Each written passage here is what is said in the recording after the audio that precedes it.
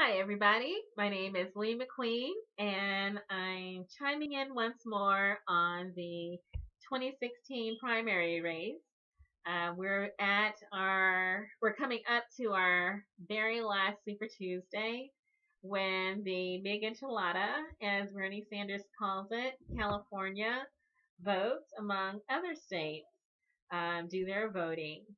And I've been talking a lot about the down ballot candidates for office. I talked about them in several past videos, including Bernie Kratz, Progressive Sea Change, Bernie Kratz or Greens down ballot, and then Progressives, Why Don't You Run? And so this will be the fifth video that focuses on down ballot candidates, and I'm focusing on them because I don't want to see them go underestimated, the down ballot candidates. Um, we know that down ballot candidates affect local and state issues quite often. They decide the voting district, they decide the voting apparatus that's in place. They decide the allocation of resources that come into the state from Washington D.C. And so, for all these reasons, they affect everyone's day-to-day life. Whatever state you're in, the local politicians have a very tremendous effect on your day-to-day living from a political aspect and then just even from a lifestyle aspect. So we want to make sure that we pay attention to who's on the ballot and what their mentality or philosophy or political outlook is, because depending on that, it can really change your life for the good or for the bad. But we want to see some good changes. I wanted to point out that there is a down ballot candidate who is running in a primary right now against Debbie Wasserman-Schultz. His name is Tim Canova. He's a progressive. He's a Bernie leaning progressive. He supports Bernie's platforms. Bernie actually endorsed him. And for that reason, things are looking good for Tim Canova, but we don't want to leave anything to chance. And the reason being is that Debbie Wasserman Schultz is the head of the DNC. She's the chair, and she's got a congressional seat down in Florida. Unfortunately, Debbie Wasserman Schultz has behaved with a lack of professionalism this primary season. She's shown tremendous bias against Bernie Sanders. There's been a media blackout of Bernie Sanders. There's been allegations of vote fraud and suppression that have actually been substantiated in a lot of cases. And then also the fact that Debbie Wasserman Schultz actually went so far as to slander supporters of Bernie Sanders as well. For these reasons, many people are focusing on the race between Tim Canova, who's Bernie leaning, and then Debbie Wasserman Schultz, who is not Bernie leaning. She does not feel the burn, and Bernie's not feeling her either. But that's how important down ballot candidates are.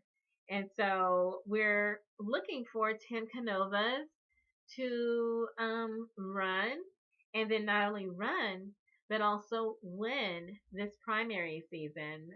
Some states have already voted for their down ballot candidates. And then some of those Bernie leaning Bernie Kratz have won. You can check their status at berniekratz.net, and I'll put that link in the description too. You can see who's already been in the primary race, who's won, and there's been some losses, but there's been some surprising wins too, where we've seen progressive candidates upset established incumbents, and it's just great. We've also seen some progressive incumbents defend their seats against well-established challengers. So we definitely want the progressive to either remain in office or to enter office. Bernie's going to need their support when he goes to Washington. And then we're also going to need their support for when they start making decisions about our day to day life. So we want Bernie Kratz. And I wanted to make sure that the viewer of this video knows where to go to see who the Bernie Kratz are. In addition to that, that you know who the superdelegates are. Again, that superdelegate list is at Wikipedia. It's a sortable list. It sorts the superdelegates by name. You can sort the superdelegates by state. You just click at the top of the column and it sorts the list for you. So you can see who the superdelegates are by state. You can see whether or not they're elected officials. For instance, some superdelegates are U.S. senators, they're representatives, some of them are governors, etc. And so you can see whether or not they have to answer to voters, either this election season or the next one, whenever their seat comes up. And then you can also see whether these superdelegates, through their support to Hillary Clinton, if they're committed to Hillary Clinton, or if they've thrown their support to Bernie Sanders, or if they've remained uncommitted, which they're really supposed to do until the convention in July in Philadelphia. But quite a few of the superdelegates, quite a few, over 500, committed to Hillary Clinton before the primary race even started, before the people in their districts even knew who was going to be up for voting or on the ballot for the Democrat primary. Their elected officials went ahead and made commitments for their state before anyone else had a chance to figure out who was up for the voting. And so it's almost a type of disenfranchisement. Again, these superdelegates were supposed to remain uncommitted until the convention. But they did what they wanted to do. And now it's possible to see who did what. The superdelegates that remained uncommitted, were not really targeting them because they did what they were supposed to do. The superdelegates who threw their support to Bernie, about 50-ish or so, were not really targeting them. Who we're targeting are the over 500 who went ahead and made a commitment to Hillary Clinton that they weren't supposed to. They were supposed to wait until the convention. We need to look and see who is still at this late date in the race supporting Hillary Clinton. The reasons why are multiple. The question is judgment. Despite a lot of malfeasance and shenanigans and chicanery that's happened this election season, we haven't seen any of Hillary Clinton's superdelegates move back into the uncommitted column until at least a lot of questions that need answers have been settled. At the very least, they could have and maybe still should move into the uncommitted column until these things get worked out. For instance, the media blackout against Bernie Sanders early in the race, the multiple accusations that have been substantiated by election officials and legal teams that have consisted of vote fraud, suppression, and then some irregularities with exit polling. All of this has occurred, and the superdelegates still remain with Hillary Clinton. We've seen Hillary Clinton's outright lying and flip-flopping on issues. The fact that she moved to the left to adopt Bernie Sanders' platform, and then acquired some supporters who believed her, and then after she won those votes, she moved to the right, and then began hustling for money from Republican mega donors for Jeb Bush. And if that's not enough, then just the fact that the Inspector General has released a report showing, again, some misspeaking, some misremembering, some misstatements, some misrepresentation from Hillary Clinton about her performance at the State Department. All these issues. And on top of that, there are two open FBI investigations against Hillary Clinton that have not been resolved. It's possible that she might be recommended for indictment. And still, the superdelegates, some of which are elected officials whose states went for Bernie Sanders, these elected officials are still supporting Hillary Clinton. So there's questions about the judgment of these elected officials, their refusal to either follow the will of the people in their state or at least move into the uncommitted column until serious questions on these open investigations can be answered. I don't know if there's some cognitive dissonance going on or some denial or some sort of issues where they are frozen in place and seem reluctant to make decisions, educated decisions, and take responsibility for the possibility of sending a criminal into high office. I mean, we're talking about someone who is under open criminal investigation by the FBI. Would you hire that person as a teacher? Would you hire that person to be a lawyer for you? Would you hire that person to even be a bus driver and drive your children around? Someone who is under open investigation, open criminal investigation by the FBI, who's already had a report by the Inspector General released showing the many ways in which she bent the truth. She wants access to nuclear weapons codes. That's what's going to happen when she becomes president, or if she becomes president. She wants to send troops into battle. She's going to be commander in chief of our military.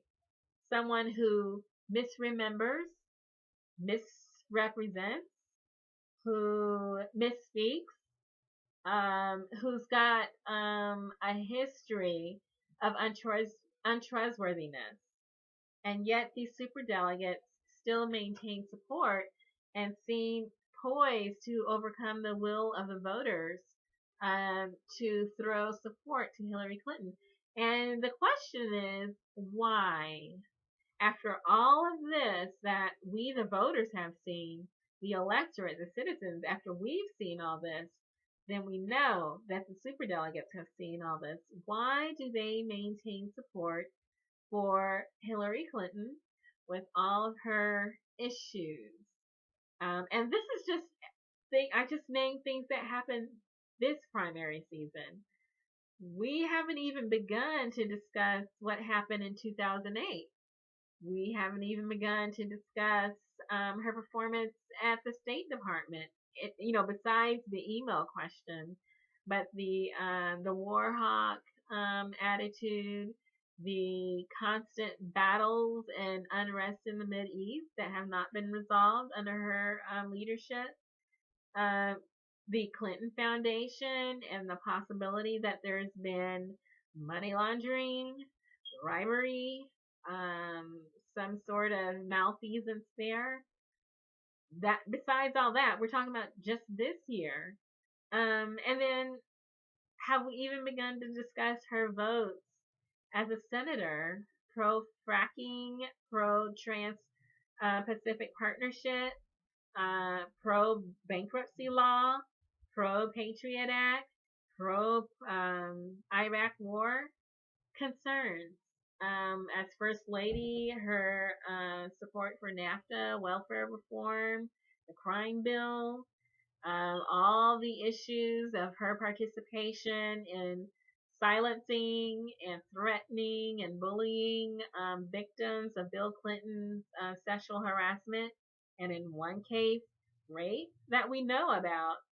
All of this and the super delegates seem fastened or tethered to Hillary Clinton. We don't know if it's because Hillary Clinton has raised money for their campaigns, if they owe favors to Hillary Clinton, or if they are afraid of Hillary Clinton. Something has tethered them very tightly to a woman who may be indicted or recommended for indictment for criminal activity. So the question is not whether we can persuade them to drop that support. The question is whether we can get them out of office for practicing a lack of judgment and integrity and in character with their decision making. If this is the way that they're throwing their support for the presidential nomination, should they be responsible for representing your district? That's the question every voter should ask themselves.